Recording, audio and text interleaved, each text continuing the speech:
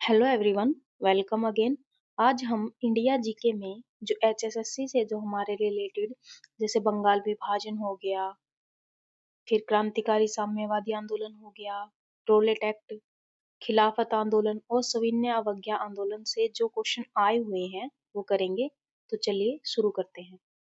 देखिए, first question है, बंगाल का विभाजन कब घोषित किया गया? जो बंगाल विभाजन है वो कब हुआ था? ये बहुत इंपॉर्टेंट क्वेश्चन है, बहुत बार रिपीट होता है। तो ये रहेगा 7 जुलाई 1905 को। ठीक है। जो बंगाल का विभाजन किया था वो कौन था? कर्जन। ठीक है, कर्जन जो अंग्रेज था उसने इसका विभाजन किया था अपने बंगाल का। बंगाल विभाजन की घोषणा कर्जन द्वारा 7 जुलाई 1905 को की गई। यह घोषणा 19-20 जुलाई 1905 को लागू होने का निश्चय किया गया था। मतलब ये 19 या 20 को होगा, 1905 को लागू होने का निश्चय किया गया था। बंगाल विभाजन राष्ट्रीय एकता पर गहरा प्रहार था। जो बंगाल को है विभाजित कर दिया गया था, किसके द्वारा? कर्जन के द्वारा। कब किया गया? 7 जुलाई 1905 को। नेक्स्ट क्वेश्चन देखिए, अक्टूबर 1907 में लाला लाजपत राय द्वारा एक राज्य स्तरीय सम्मेलन आयोजित किया गया था, जिसे डैश कहा गया। उसे क्या कहा गया? स्वदेशी आंदोलन। तो स्वदेशी आंदोलन था वो क्या था? एक राज्य स्तरीय सम्मेलन था। और किन्होंने किया था? लाला लाजपत राय द्वारा किया गया था। कब किया गया था? अक्टूबर 1907 में। तो अक्टूबर 1907 में लाला लाजपत राय द्वारा एक राज्य स्तरीय सम्मेलन आयोजित किया गया था, जिसे क्या कहा गया? स्वदेशी आंदोलन। स्वदेशी आंदोलन की जो औपचारिक घोषणा थी वो 7 अगस्त 1905 को कलकत्ता के टाउन हॉल में बहिष्कार प्रस्ताव पारित करने के साथ की गई। बहिष्कार का मतलब क्या था? कि हमें अपने स्वदेशी चीजों को अपनाना है, विदेशियों को बढ़ावा है जो वो नहीं देना है, वही स्वदेशी चीजों का उपयोग करना है। तो वो स्वदेशी आंदोलन था। और कब किया गया उसकी घोषणा? 7 अगस्त 1905 को। 16 अक्टूबर 1905 को कलकत्ता में हड़ताल का आह्वान किया गया था और शोक दिवस का दिन घोषित किया गया था। तो ये बहुत सारे पूछे जा सकते हैं कि शोक दिवस कहाँ से शुरू किया गया, तो ये कलकत्ता रहेगा। पंजाब में स्वदेशी आंदोलन का नेतृत्व लाला लाजपत राय और अजीत सिंह ने किया था। ये इंपॉर्टेंट है कि पंजाब में किसने किया स्वदेशी आंदोलन का नेतृत्व, तो वो रहेंगे लाला लाजपत राय और अजीत सिंह ने। कब किया गया ये घोषणा? 7 अगस्त 1905 को कलकत्ता के टाउन हॉल में। और क्या था इससे रिलेटेड भी? हमें अपनी चीजों को अपनाना है जो इंडिया में बनी हुई है, और बाहरी चीजों का जो क्या है बहिष्कार करना है। नेक्स्ट क्वेश्चन देखिए, भारत के स्वाधीनता संग्राम के परिप्रेक्ष्य में 1905 में निम्न किस कारण से सुप्रसिद्ध है? भाई 1905 में क्या क्या घटनाएं हुई वो बतानी है इनमें से। तो 1905 में अभी हमने पढ़ा क्या हुआ था, बंगाल का विभाजन हुआ था। ठीक है। तो देखिए, जो ये लॉर्ड कर्जन था, ठीक है, 19-20 जुलाई या 19 या 20, ठीक है, जुलाई 1905 ईस्वी को बंगाल विभाजन की घोषणा की। भी 1905 में हम जुलाई में बंगाल को विभाजित करेंगे। विभाजन के विरोध में कलकत्ता के टाउन हॉल में विशाल प्रदर्शन हुआ। वहां पर कलकत्ता में इसके खिलाफ प्रदर्शन भी किया गया। फलस्वरूप स्वदेशी आंदोलन तथा बहिष्कार प्रस्ताव पारित हुआ। तो हमने क्या किया? स्वदेशी आंदोलन है और जो बहिष्कार प्रस्ताव है वो पारित वहीं पर किया। कहाँ पर? कोलकाता में। ठीक है।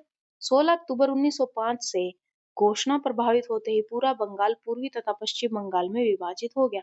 मतलब बंगाल के दो टुकड़े कर दिए, एक पूर्वी बंगाल बना दिया गया और एक पश्चिमी बंगाल। कब? 16 अक्टूबर 1905 से। 16 अक्टूबर 1905 को बंगाल में शोक दिवस के रूप में मनाया गया। ये इंपॉर्टेंट है, याद रखना है कि शोक दिवस कहाँ मनाया गया, तो बंगाल में। कब मनाया गया? 16 अक्टूबर 1905 को। तथा रविंद्रनाथ टैगोर के कहने पर इस तिथि को राखी दिवस के रूप में मनाया गया। फिर बाद में रविंद्रनाथ टैगोर के कहने पर इस तिथि को हमने किस में बदल दिया? राखी दिवस के रूप में। तो शोक दिवस कहाँ मनाया गया? बंगाल में, 16 अक्टूबर 1905 में। बंगाल विभाजन कब हुआ? 1905 में, जुलाई में। ठीक है। नेक्स्ट क्वेश्चन देखिए, अब ये इसके 3 ही 4 क्वेश्चन थे। ठीक है। तो इसी में हम क्रांतिकारी एवं साम्यवादी आंदोलन, जितने भी आंदोलन है इस वीडियो में कंप्लीट करेंगे। अब देखिए, 1931 में 1931 में ब्रिटिश सरकार ने सुखदेव, राजगुरु और भगत सिंह को फांसी पर लटकाया था। ठीक है, तो सबको पता है। जो हमारे ये थे अपने शहीद हुए थे। सुखदेव, राजगुरु और भगत सिंह जी जो थे, वो 1931 में इनको क्या दी गई थी? फांसी दी गई थी। तो कब? 23 मार्च 1931 को। 23 मार्च 1931 को ब्रिटिश सरकार ने भगत सिंह, राजगुरु और सुखदेव जी को लाहौर की सेंट्रल जेल में फांसी दी। कहाँ दी गई? आपने याद रखना, लाहौर की सेंट्रल जेल थी। भगत सिंह, राजगुरु और सुखदेव ने वर्ष 1928 में लाहौर में एक ब्रिटिश जूनियर पुलिस अधिकारी जॉन सॉन्डर्स को गोली मारकर हत्या कर दी थी। किस किस अपराध में दी गई थी? कि जो पुलिस अधिकारी था ना ब्रिटिश का, उसकी हत्या कर दी थी। जॉन सॉन्डर्स उसका नाम है, ये याद रखना है। इसके बाद सेंट्रल असेंबली में बम भी फेंका था। इन्होंने बम फेंका था असेंबली में। और ये क्या थी? जो पुलिस अधिकारी था जॉन सॉन्डर्स, उसको गोली मारकर हत्या कर दी गई थी। तो 1928 में की थी ये। और इनको फिर सजा कब दी गई? 1931 में। इन्होंने 23 मार्च 1931 में। नेक्स्ट क्वेश्चन देखिए,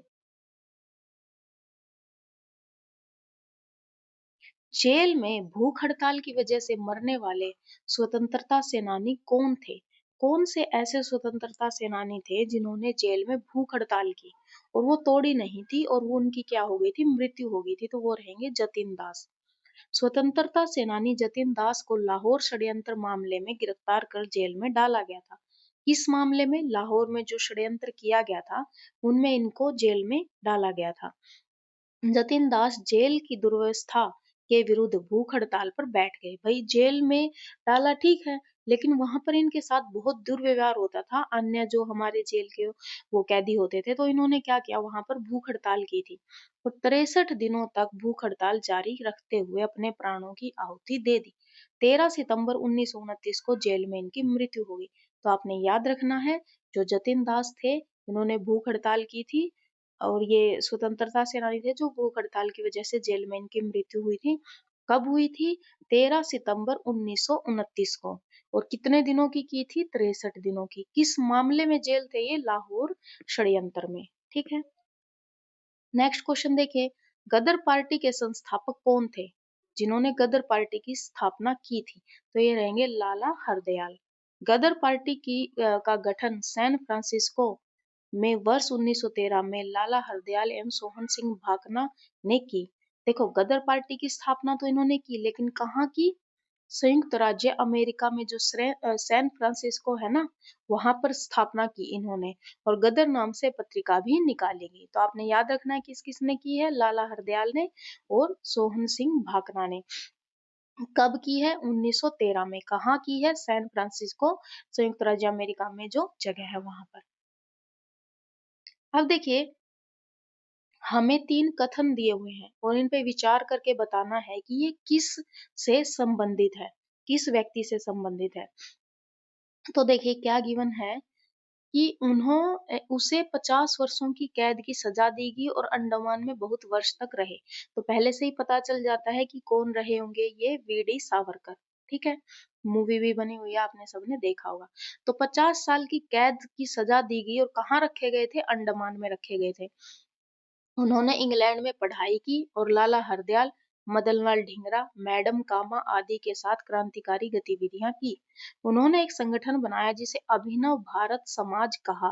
तो ये सारे जो फैक्ट हैं किनसे रिलेटेड हैं? ये रहेंगे वीडी सावरकर, विनायक दामोदर सावरकर। ठीक है। तो जो क्रांतिकारी, सिर्फ ये याद नहीं रखना है कि कब मृत्यु हुई, कहाँ आंदोलन में भाग लिया, उनसे रिलेटेड और भी चीजें हमें याद रखनी होती है और हरियाणा में ये सारी चीजें पूछी जाती है। तो देखिए, विनायक जो दामोदर सावरकर थे, उनका जन्म नासिक के समीप भागुर गांव में 1883 में हुआ था। वर्ष 1899 में मित्र मेला नामक संगठन बनाया। इन्होंने एक मेला नामक संगठन भी बनाया था जो बाद में अभिनव भारत नाम में परिवर्तित कर दिया गया। उन्होंने विभिन्न क्रांतिकारी गतिविधियों में भाग लिया। उन्हें गिरफ्तार कर काला पानी की सजा क्या है? अंडमान द्वीप पर रखा गया। भी चारों तरफ पानी पानी है, जो अगर मान लो कोई कैदी भागने की कोशिश करे तो कहीं जा नहीं सकता। और इनसे रिलेटेड क्या था कि 50 वर्षों की सजा मिली थी अंडमान में। इन्होंने इंग्लैंड में पढ़ाई की और लाला हरदयाल, मदनलाल ढींगरा, मैडम कामा के साथ क्रांतिकारी गतिविधियों में भाग लिया। तो ये पूछा जा सकता है कि ये एक फैक्ट देके कि इन्होंने अभिनव भारत बनाया, समाज बनाया, वो कौन है? तो ये रहेंगे विनायक दामोदर दास। ठीक है। सावरकर। ठीक है, नेक्स्ट क्वेश्चन देखिए, स्वतंत्रता आंदोलन के दौरान निम्नलिखित में से कौन सा क्रांतिकारी से दार्शनिक बन गया? वही पहले क्या थे? क्रांतिकारी, फिर बाद में क्या बन गए? दार्शनिक, मतलब फिलोसफर बन गए। तो कौन होंगे वो? अरविंद घोष। ठीक है, स्वतंत्रता आंदोलन के दौरान अरविंद घोष क्रांतिकारी से दार्शनिक बन गए थे। पहले क्रांतिकारी थे, बाद में दार्शनिक बने। अरविंद घोष ने स्वदेशी आंदोलन में भाग लिया था। ठीक है, किस आंदोलन में भाग लिया था? स्वदेशी आंदोलन में। अंग्रेजों ने अलीपुर षड्यंत्र केस के तहत इन्हें गिरफ्तार कर अलीपुर जेल में रखा था। अलीपुर में क्या किया था? इन्होंने बम फेंका था। ठीक है, अंग्रेज को मारने के लिए। तो उसके फिर इनको जेल में डाला गया, फिर बाद में इनको रिहाई कर दी गई थी। ठीक है, तो बाद में ये क्या बन गए थे? दार्शनिक बन गए थे। यहाँ से छूटने पर ये पौंडीचेरी चले गए और सक्रिय राजनीति से संन्यास ले लिया। मतलब राजनीति में डायरेक्ट नहीं रहे, फिलोसफर बन गए। तो कौन थे ये? अरविंद घोष। नेक्स्ट क्वेश्चन देखिए, अलीपुर बम केस, जो अभी हमने पढ़ा ना कि इनको अलीपुर षड्यंत्र केस, तो ये अलीपुर में बम ही फेंका गया था। जो अलीपुर बम केस है, इनमें से कौन से क्रांतिकारी शामिल नहीं थे? तो इनमें से कौन से क्रांतिकारी हैं जो अलीपुर बम केस में शामिल नहीं थे? तो वो रहेंगे बिपिन चंद्र पाल। तो कौन कौन से थे आपने ये याद रखने हैं? अरविंद घोष थे, बाघा जतिन थे और रास बिहारी बोस थे। तो अलीपुर बम केस में अरविंद घोष मेन यही थे, बाघा जतिन थे और बारिंद कुमार घोष जो ये अरविंद घोष के भाई थे। सत्येंद्र नाथ घोष, बहुत सारे हैं, 30 के लगभग यहाँ पर जो क्रांतिकारी थे इन्होंने भाग लिया था। और जो कन्हई लाल दत्त है, 30 से अधिक लोगों पर मुकदमा चलाया गया। भाई इन्होंने मिलके क्या किया था? वहां पर बम फेंका था। ये सभी लोग अनुशीलन समिति के सदस्य थे। किस समिति के सदस्य थे? अनुशीलन। अलीपुर बम की घटना वर्ष 1908 में मुजफ्फरनगर में, ठीक है, मुजफ्फर या अलीपुर में ब्रिटिश मुख्य न्यायाधीश, ब्रिटिश जज था वो, कौन था? किंग्सफोर्ड, उसकी हत्या का प्रयास किया गया था। उसके वहां पर क्या फेंक दिया गया था? बम, ताकि उसको मारा जा सके। बिपिन चंद्र पाल तो एक महान स्वतंत्रता सेनानी थे, लेकिन उसमें इन्होंने भाग नहीं लिया था। तो उसमें अलीपुर बम केस में कौन कौन भाग लेने वाले थे? अरविंद घोष, बाघा जतिन, रास बिहारी बोस, बारिंद्र कुमार घोष जो अरविंद घोष के भाई हैं, सत्येंद्र नाथ घोष, कन्हई लाल दत्त और 30 से अधिक लोग थे इसमें। तो बाद में इनको काफी, जो अरविंद कुमार घोष है, इनको तो काफी लोगों को तो छोड़ दिया गया था, लेकिन जैसे ये सत्येंद्र है और जो कन्हई लाल है, काफी को क्या दे दी गई थी? वहां पर फांसी दे दी गई थी।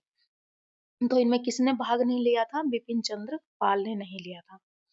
अब है, अब हमारे हैं रोलेट एक्ट और जलियांवाला बाग से रिलेटेड जो क्वेश्चन है। देखिए, जलियांवाला बाग जो नरसंहार हुआ था के दिन लोग डैश त्योहार मनाने के लिए इकट्ठा हुए थे। तो कौन सा त्योहार मनाने के लिए लोग इकट्ठा हुए थे? बैसाखी। ठीक है, पंजाब के जो दो लोकप्रिय नेता थे, डॉक्टर सैफुद्दीन किचलू और डॉक्टर सत्यपाल की गिरफ्तारी और ब्रिटिश दमन का विरोध करने के लिए 13 अप्रैल 1919 को बैसाखी के दिन अमृतसर के जलियांवाला बाग में एक सार्वजनिक सभा बुलाई गई थी, जहां जनरल ये रेजिनोल्ड एडवर्ड हैरी डायर ने निहत्थे एवं शांतिपूर्ण भीड़ पर गोलियां चलवाकर 1000 लोगों की हत्या करवाई गई थी। जो बैसाखी का त्योहार मनाना था उनको, और साथ में क्या करनी थी? सार्वजनिक सभा करनी थी। ठीक है, कब? 13 अप्रैल 1919। तो आपने ये याद रखना है, जो जलियांवाला बाग हत्याकांड किया था ना, वो कब किया गया था? 13 अप्रैल 1919 को। क्यों इकट्ठा हुए थे वो? जो पंजाब के जो दो लोकप्रिय नेता थे ना, डॉक्टर सैफुद्दीन किचलू और डॉक्टर सत्यपाल की गिरफ्तारी कर ली थी, तो उसका विरोध करने के लिए सब लोग वहां पर इकट्ठा हुए थे। और वहां पर जो गोली चलवाई थी वो कौन था?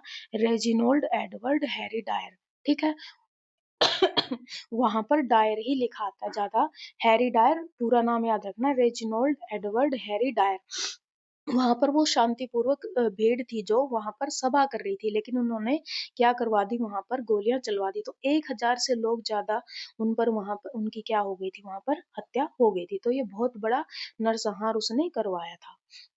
नेक्स्ट क्वेश्चन देखिए, जलियांवाला बाग हत्याकांड 13 अप्रैल 1919 को हुआ था, अभी हमने पढ़ा है। नेक्स्ट क्वेश्चन देखिए, डैश वह मिलिट्री कमांडर था जिसने अप्रैल 1919 में जलियांवाला बाग नरसंहार का आयोजन किया था, मतलब वहां पर इतने लोगों की हत्या करवाई थी। तो वो कौन था? General Reginald Dyer. ठीक है,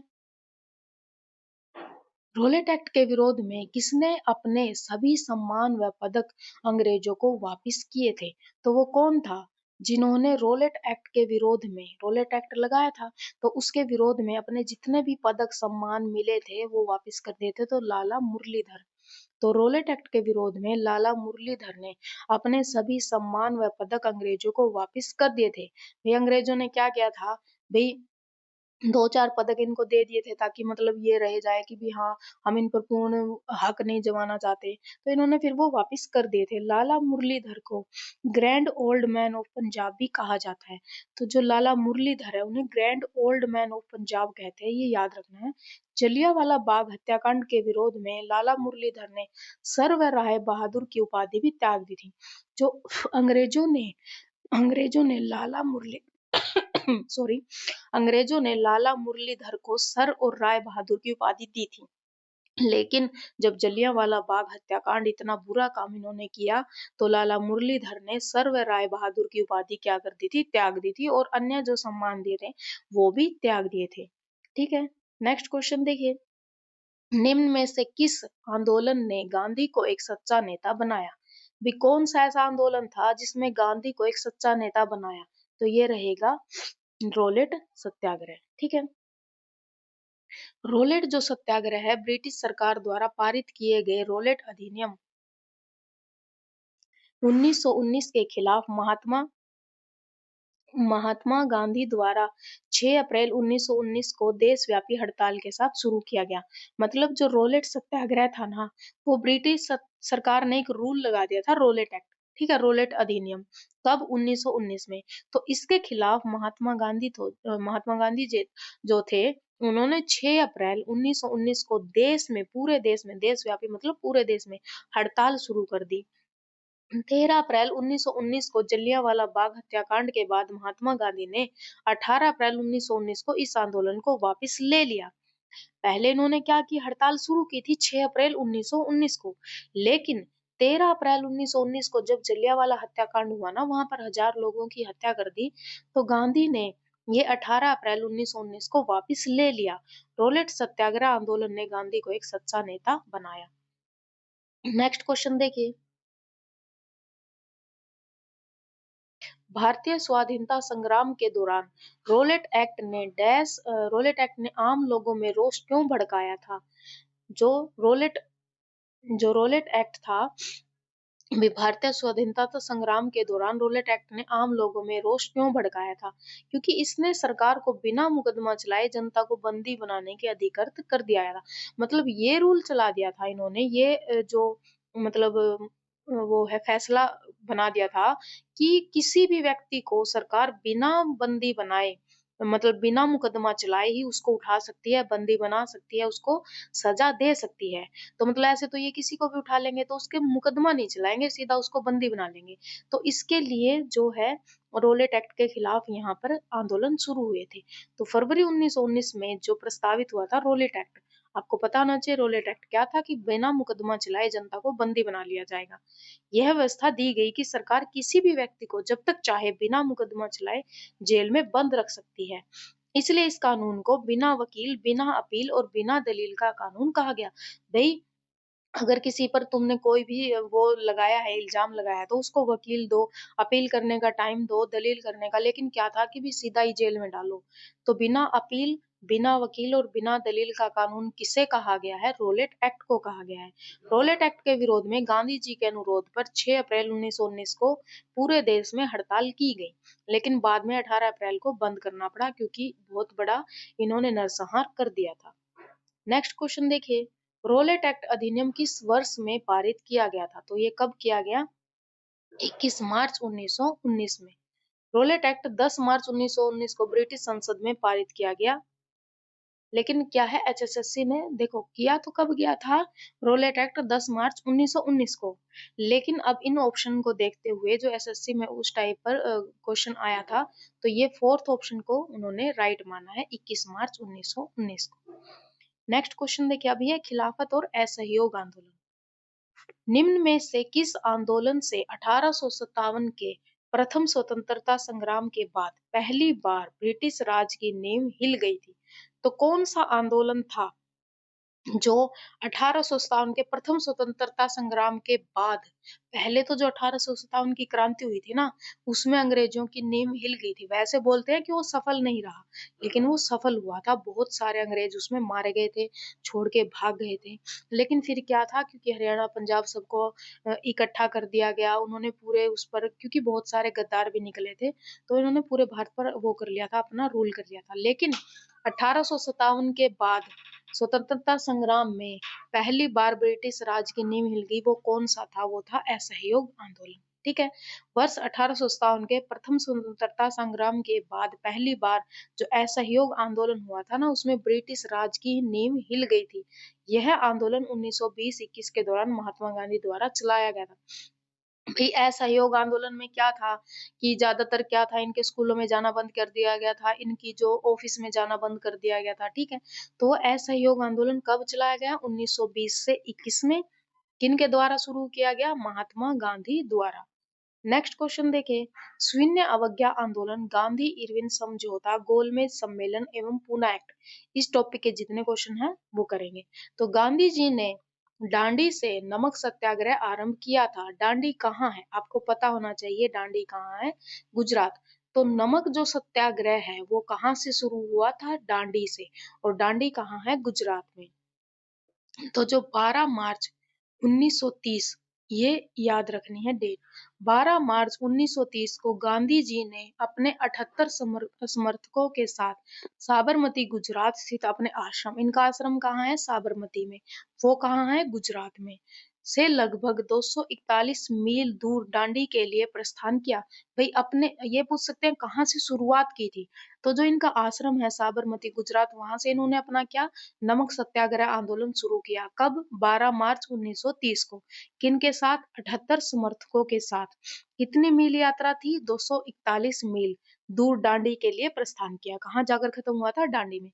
लगभग 24 दिनों बाद 6 अप्रैल 1930 को दांडी पहुंचकर गांधी जी ने नमक कानून तोड़ा था और शून्य अवज्ञा आंदोलन की शुरुआत की थी।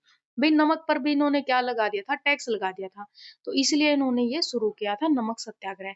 और वहां पर नमक कानून तो तोड़ दिया था और शून्य अवज्ञा आंदोलन शुरुआत की थी 1930 में। ये 12 मार्च 1930 से 6 अप्रैल 1930 तक चला। 24 दिनों का। शुरू कहाँ हुआ?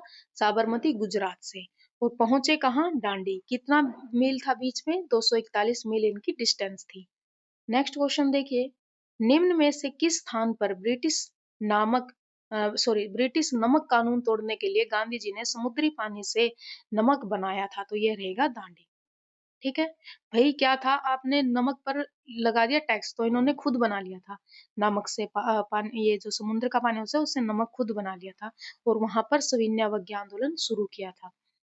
तो गांधी जी ने 12 मार्च 1930 को साबरमती आश्रम से दांडी, जो अरब सागर नौसारी जिला तक, अपने 78 अनुयायियों के साथ 241 मील की यात्रा 6 अप्रैल 1930 तक पूरी की। इस यात्रा का उद्देश्य गांधी और उनके समर्थकों द्वारा समुद्र के जल से नमक बनाकर ब्रिटिश नीति का उल्लंघन करना था। तो ये हमने भी पढ़ा है। गांधी जी ने डैश को साबरमती आश्रम से दांडी की ओर चलना शुरू किया। तो कब किया? 12 मार्च 1930। देखो हर एक लाइन से क्वेश्चन आया हुआ है, तो जो ये एक्सप्लेनेशन है ये बहुत क्वेश्चन कवर करते हैं, तो इनको जरूर पढ़ा करो। तो 12 मार्च 1930 को शुरू किया था क्या? अपना नमक आंदोलन। इसमें भारत में नमक यात्रा, दांडी यात्रा या नमक सत्याग्रह, नमक बोल ले, दांडी बोल ले, नमक सत्याग्रह बोल ले, मोहनदास, ठीक है, महात्मा गांधी के नेतृत्व में किस वर्ष आरंभ हुआ? तो अभी हमने पढ़ा है 1930 में। निम्न में से कौन सा दांडी मार्च के साथ प्रारंभ हुआ? भाई दांडी के साथ, जहां पर नमक कानून के खिलाफ इन्होंने किया था उसके साथ। अन्य कौन सा शुरू हुआ? सविनय अवज्ञा आंदोलन। क्योंकि खुद से नमक बना लिया, तो हमने क्या किया? उनकी आज्ञा, जो उन्होंने रूल दिया था अभी इस पे टैक्स लगाएंगे, हमने तोड़ दिया, हमने खुद से अपना नमक बना लिया। तो दांडी मार्च 12 मार्च 1930 को शुरू हुआ था। यह मार्च गांधी जी ने अपने 78 अनुयायियों के साथ शुरू किया। 6 अप्रैल 1930 को जब गांधी जी ने नमक कानून तोड़ा, उसी समय बड़े पैमाने पर सविनय अवज्ञा आंदोलन शुरू हुआ। तो ये पूछ सकते हैं सविनय अवज्ञा आंदोलन कब शुरू हुआ? 6 अप्रैल 1930 को। नेक्स्ट क्वेश्चन देखिए, अब आपने क्या करना है, इनको टाइम के अकॉर्डिंग मैनेज करना है। भाई पहले कौन सा हुआ, अगस्त प्रस्ताव हुआ या पूना समझौता, तृतीय गोलमेज सम्मेलन? तो ये रहेगा 2, 3, 1। पहले क्या हुआ, पूना समझौता, फिर तृतीय गोलमेज सम्मेलन, फिर क्या हुआ, अगस्त प्रस्ताव। तो ये जो घटनाएं हैं, आपने टाइम के अकॉर्डिंग इनको क्या करना था, व्यवस्थित करना था। तो जो पूना समझौता है वो 24 सितंबर 1932 को महात्मा गांधी और अंबेडकर के मध्य हुआ था। जो पूना समझौता किस किस के बीच में हुआ, 24 सितंबर 1932 को महात्मा गांधी और अंबेडकर के बीच में हुआ। जो तृतीय गोलमेज सम्मेलन है, उसके बाद तृतीय गोलमेज सम्मेलन आएगा 17 नवंबर 1932 से 24 दिसंबर 1932 तक लंदन में आयोजित किया गया। जो गोलमेज सम्मेलन है ना, थर्ड गोलमेज सम्मेलन, वो 17 नवंबर 1932 से 24 दिसंबर 1932 तक लंदन में किया गया था। अगस्त प्रस्ताव की जो ये अगस्त प्रस्ताव है ना, इसकी घोषणा 8 अगस्त, अब अगस्त में ही होगी, 1940 को भारत के तत्कालीन वायसराय जो लॉर्ड लिनथिनगो था ना, लिन लिथगो ने की थी। ठीक है, तो पहले क्या रहेगा, पूना समझौता 24 सितंबर 1932 को महात्मा गांधी और अंबेडकर के बीच हुआ। फिर हुआ तृतीय गोलमेज सम्मेलन 17 नवंबर 1932 से लेकर 24 दिसंबर 1932 तक लंदन में रहा ये। फिर हुआ अगस्त प्रस्ताव की घोषणा 8 अगस्त 1940 को। किसने की, ये भारत के वायसराय लॉर्ड लिन लिथगो ने की थी। ठीक है, अब देखिए भारत छोड़ो आंदोलन और भारत का विभाजन एवं स्वतंत्रता। भारतीय स्वतंत्रता आंदोलन की ग्रैंड ओल्ड लेडी किसे कहा गया है? जो भारतीय स्वतंत्रता आंदोलन की जो ग्रैंड ओल्ड लेडी है, देखिए हमने पंजाब के ग्रैंड ओल्ड के तो पढ़ लिया, अब है भारतीय स्वतंत्रता आंदोलन की जो ग्रैंड ओल्ड लेडी थी। ठीक है, वो किन्हें बोला गया है, अरुणा आशफ अली को कहा गया है। अरुणा जो आशफ अली का जन्म 16 जुलाई 1909 को कालका पंजाब ब्रिटिश भारत अब हरियाणा में है ये। ठीक है, कालका अब क्या है, पहले पंजाब क्योंकि वो कर दिया था ना, दोनों को जोड़ दिया था, अब हरियाणा में है, एक बंगाली परिवार में हुआ था। जो अरुणा आसफ अली है 16 जुलाई 1909 को कालका में हुआ, पहले पंजाब में आता था लेकिन अब हरियाणा में है। अरुणा आशफ अली भारतीय स्वतंत्रता आंदोलन में सक्रिय रही। भारत छोड़ो आंदोलन में उनके योगदान के लिए विशेष रूप से याद किया गया। तो ये कौन से आंदोलन में थी, भारत छोड़ो आंदोलन में थी। और क्या बोला जाता है, grand old lady Aruna Asaf Ali 16 जुलाई 1909 को। पहले पंजाब हरियाणा एक थे तो कालका में हुआ, अब ये हरियाणा में, तो इम्पोर्टेंट रहेगा। नेक्स्ट क्वेश्चन देखिए, गांधी जी और उनके विभिन्न निकायों से जुड़ाव के संबंध में निम्नलिखित में से कौन सा कथन असत्य है? क्या गिवन है, असत्य, ये ध्यान रखना है। तो इनमें से पूछना है कि कौन सा असत्य है। वह क्रिस्प आयोग के एक सदस्य थे, वह केंद्रीय विधान परिषद के एक सदस्य थे, वे विधानसभा के एक सदस्य थे। तो क्या है, ये सारे ही असत्य हैं, मतलब सारे गलत हैं।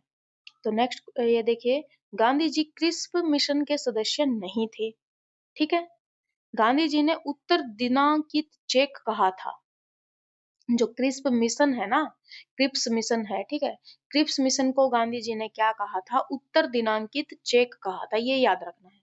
वह केंद्रीय विधानसभा के भी सदस्य नहीं बने थे, साथ ही में संविधान सभा में भी कभी शामिल नहीं हुए, मतलब वो इनमें कभी नहीं थे, ना कभी राज्य इसमें केंद्र विधान परिषद में, ना ही कभी संविधान सभा में।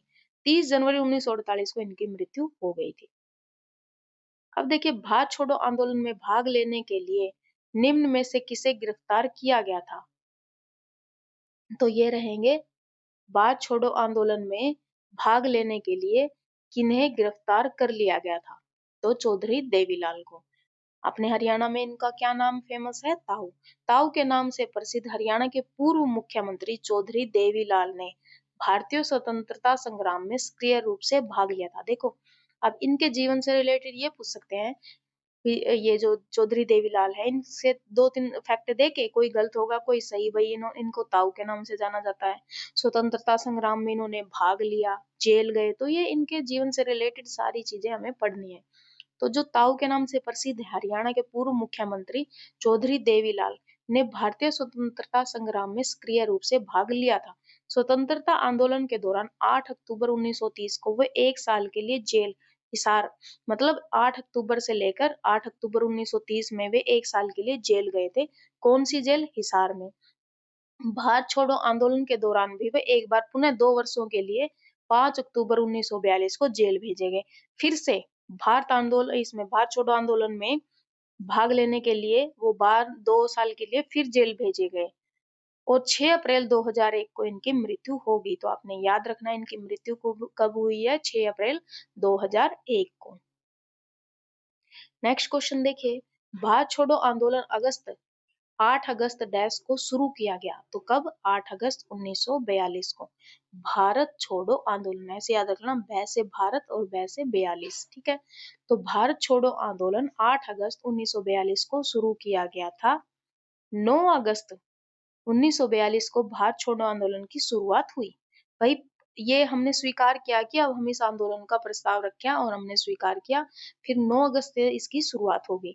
आंदोलन आरंभ होते ही ऑपरेशन जीरो ओवर के तहत गांधी जी और शीर्ष नेताओं को गिरफ्तार कर लिया गया। नेतृत्व विहीन आंदोलन था। भी शुरुआत की, इतना बड़ा आंदोलन है भारत छोड़ो अंग्रेजों के खिलाफ, तो अब अंग्रेजों ने क्या कर लिया, जो इनके जो लीडर थे गांधी जी और जो बहुत बड़े बड़े नेता थे उनको गिरफ्तार कर लिया।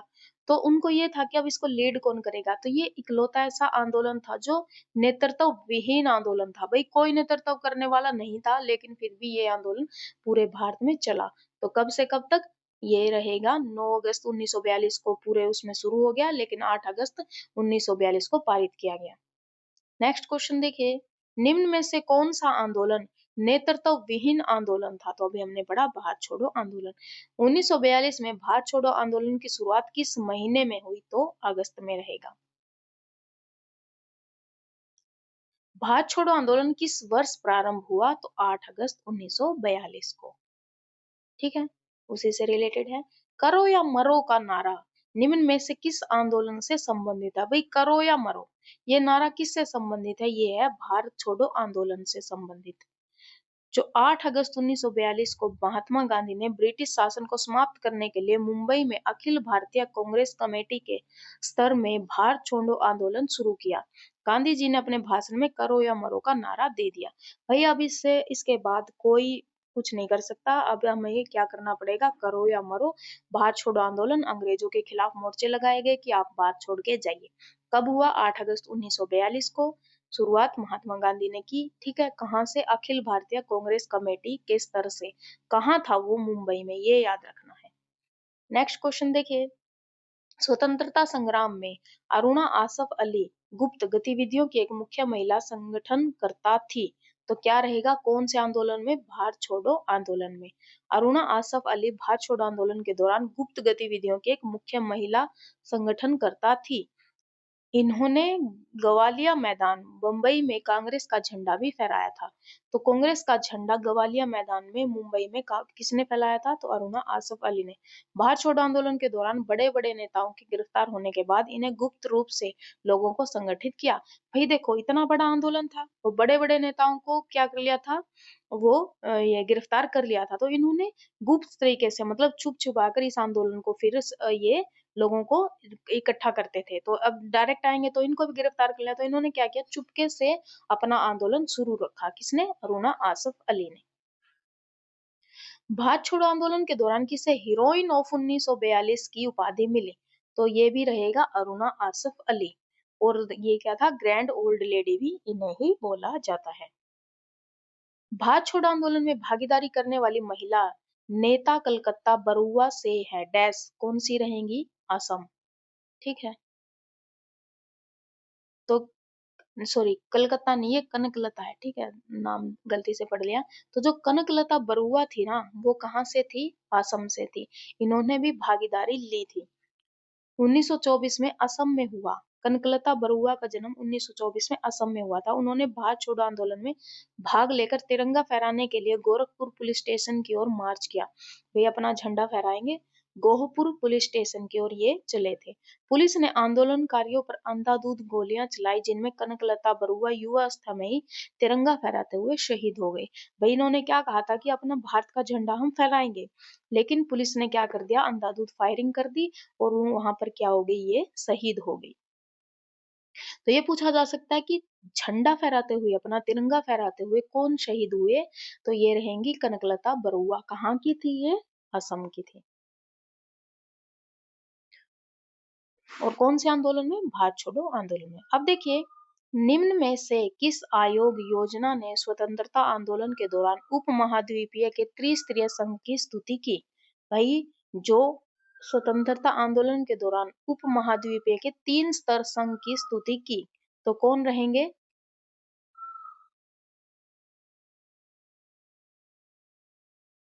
ठीक है, ये देखिए, कैबिनेट मिशन फरवरी 1946 में क्लीमेंट एटली सरकार द्वारा भारत भेजा गया एक उच्च स्तरीय मिशन था। इसके सदस्य पैथिक लॉरेंस, स्टेफोर्ड क्रिप्स एवं एवी अलेक्जेंडर थे। इस मिशन के भारतीय उपमहाद्वीप को त्रिस्तरीय संघ में विभाजित करने की बात कही थी।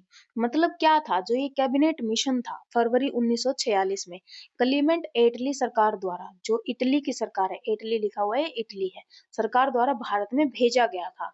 ये एक उच्च स्तरीय मिशन था। इसमें 3 लोग थे, तो इसलिए इसे त्रिस्तरीय संघ बोला गया। कौन कौन थे? पैथिक लॉरेंस, स्टेफोर्ड क्रिप्स और एवी अलेक्जेंडर थे। ठीक है, तो इस मिशन ने भारतीय उपमहाद्वीप को त्रिस्तरीय संघ में विभाजित करने की बात कही थी। जो भारतीय उपमहाद्वीप है उसे 3 संघ में विभाजित करने की इन्होंने बात की थी।